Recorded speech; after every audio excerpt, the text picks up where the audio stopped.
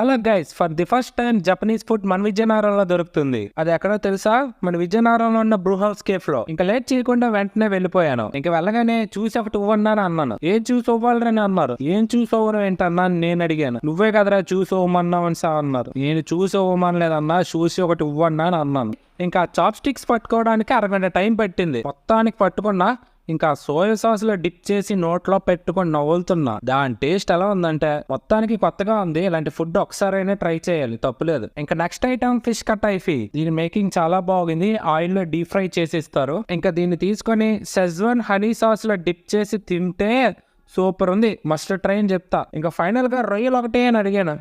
అది Japanese food అనుకున్నావు లేక జాతరలో బజ్జీలు అనుకున్నావు అలగడుగుతున్నావు. దాన్ని షింప్ అంటారా? ఏదో ఒకట్లే తెచ్చాను అన్నాను. ఇంకా దీని టేస్ట్ కూడా సూపర్ ఉంది. నేనైతే మొత్తానికి జపనీస్ ఫుడ్ తినేసాను. ఇంకా మరిన్ని కొత్త కొత్త వీడియోస్ కావాలంటే ఫాలో పెట్టడం మర్చిపోకండి. ఇట్లు మీ ఉప్మా పెసరట్టు.